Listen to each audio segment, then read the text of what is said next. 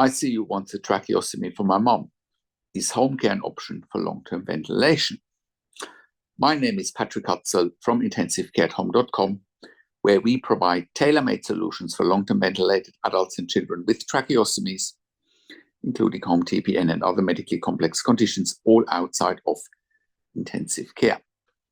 So today I have an email from a reader who asks, "Hi Patrick, my mom is currently in ICU and has not been passing the breathing trials. They want to put her on a tracheostomy tomorrow.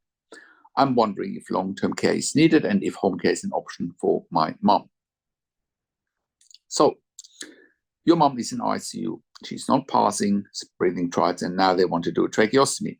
Understandably. And you're wondering what's next. Does this mean she'll be stuck in ICU forever? Is long-term care inevitable? Can she go home instead? So let's break this down. If your mom is about to get a tracheostomy, it usually means she can't be weaned off the ventilator quickly or at all. The ICU typically pushes for a tracheostomy after 10 to 14 days of failed extubation or failed breathing trials. What they often don't tell you is that a tracheostomy doesn't automatically mean she needs to stay in ICU or be moved to a nursing home or long-term care facility. There is another option, home care with intensive care at home. Because here, we specialize in taking patients like your mom home with a tracheostomy and ventilator.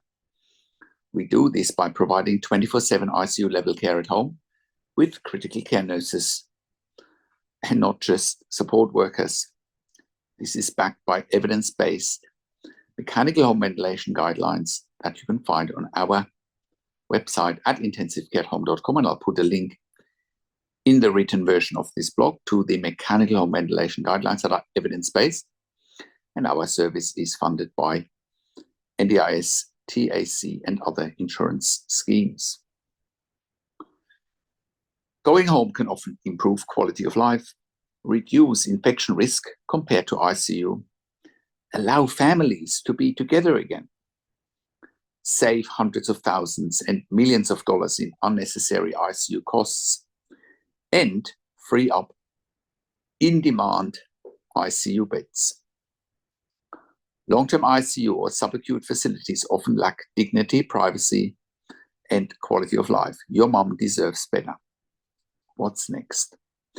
If your mom is stable on the ventilator and the tracheostomy is going ahead, now is the time to plan for a transition home. The earlier we're involved, the better. We can help advocate, coordinate discharge, and ensure a safe, well-supported transition home.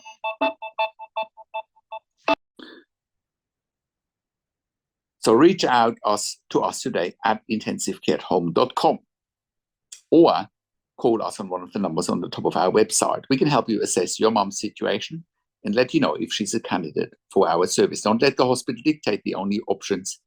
There is life beyond ICU. Now, with Intensive Care at Home, we are currently sending our ICU and critical care nurses into the home 24 hours a day.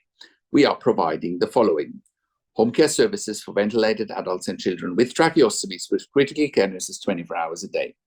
A genuine alternative to a long-term stay in intensive care or long-term acute care, tracheostomy care for clients without ventilation, home care services for patients on non-invasive ventilation such as home BiPAP, home CPAP, home TPN, which is also known as IV nutrition, home IV potassium and home IV magnesium infusions, IV fluids, and IV antibiotics. We are providing central line management, PICC line management, Hickman's line management, as well as port management at home.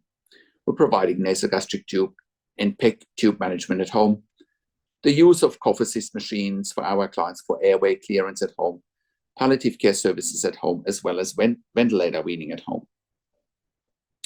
We're also sending our critical care nurses into the home for emergency department bypass services. We have done so successfully as part of the Western Sydney Local Area Health District, their In Touch program, saving approximately $2,000 per patient that we keep at home instead of them going to an emergency department. That also means we're in a position to cut the cost of an intensive care bed by around 50%. An intensive care bed costs between $5,000 to $6,000 per bed day.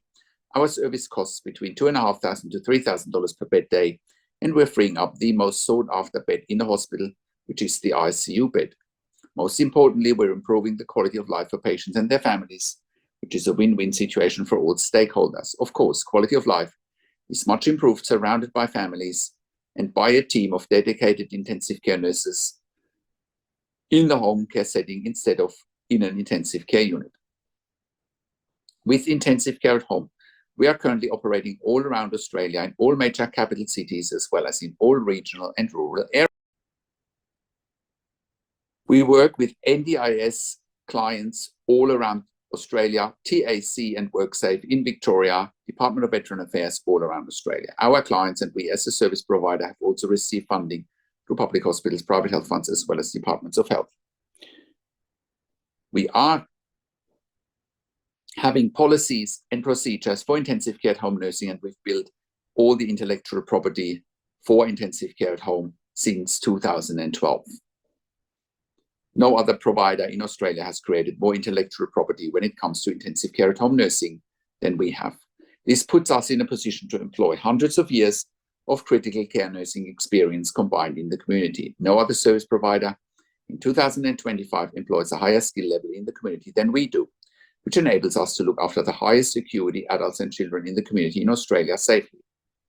So if you're at home already, and if you're watching this, or you're stuck in an ICU long-term, or if you're going to hospital and ED all the time, and you realize that you don't have the right level of support at home, or if you are stuck in an ICU, I'll give you a real-world example today how we can help you.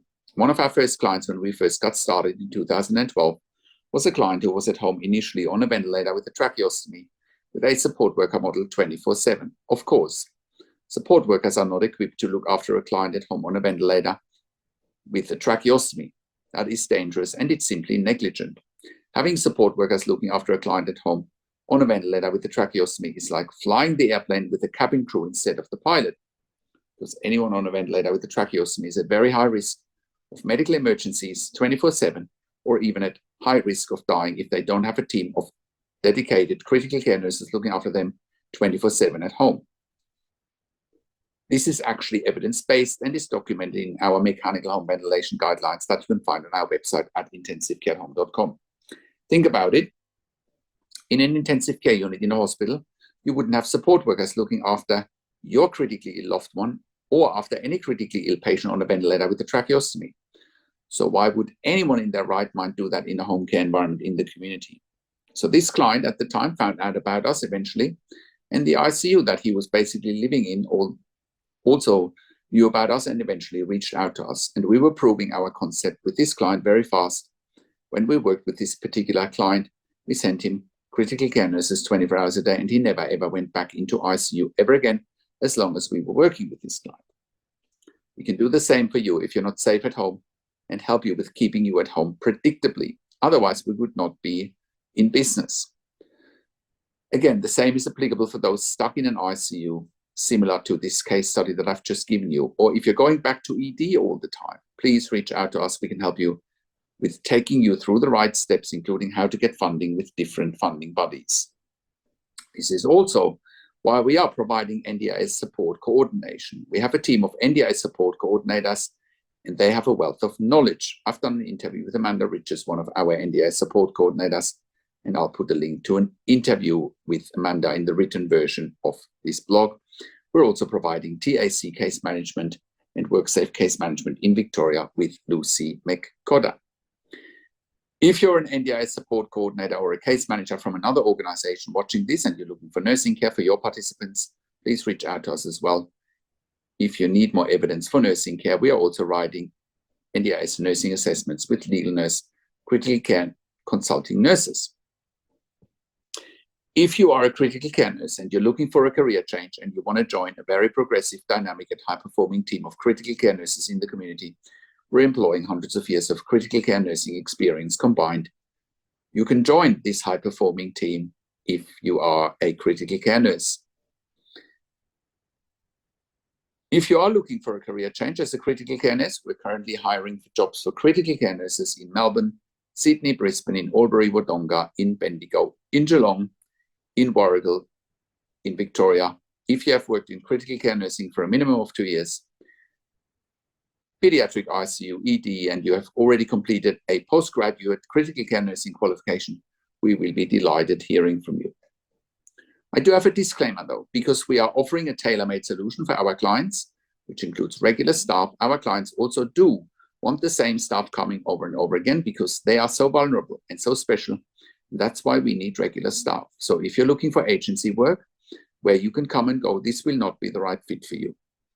We are looking for consistency and our clients are looking for consistency. So please only apply with us if you can give us regular and consistent availabilities for shifts and you're really keen on building solid relationships with us and with our clients.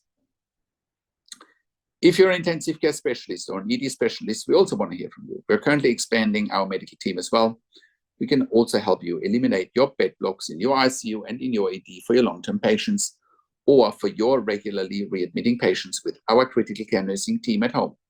We're here to help you take the pressure off your ICU and ED beds, and in most cases, you won't even pay for it. Even if you do pay for it, it is so much more cost-effective than what you're paying for in ICU and ED, and you get the same level of care. And if you're a hospital executive watching this and you have bed blocks in your ICU, ED, and respiratory wards, or for home TPN, please reach out to us as well. We can help you eliminate your bed blocks very fast. If you're in the US and in the UK, and you're watching this and you need help, we want to hear from you as well. We can help you there privately with one-on-one consulting and with hiring nurses privately. Once again, our website is intensivecareathome.com. Call us on one of the numbers on the top of our website or simply send us an email to info@intensivecareathome.com. And if you like my videos, subscribe to my YouTube channel for regular updates for families with intensive care at home and intensive care. Click the like button, click the notification bell, share this video with your friends and families, and comment below what you want to see next or what questions and insights you have from this video. Thank you so much for watching. This is Patrick Hutzel from intensivecareathome.com, and I will talk to you in a few days. Take care for now.